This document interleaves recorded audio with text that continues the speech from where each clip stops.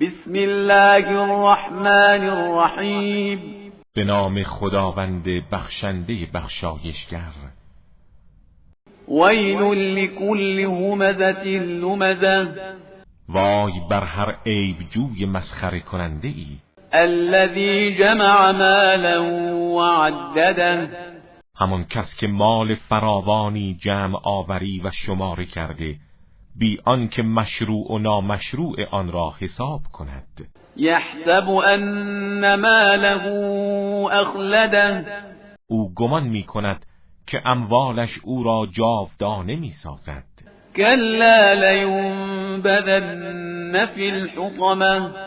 چنین نیست که می پندارد به زودی در حطمه، آتشی خرد کننده پرتاب می شود. و ما ادراک ما الحطمه.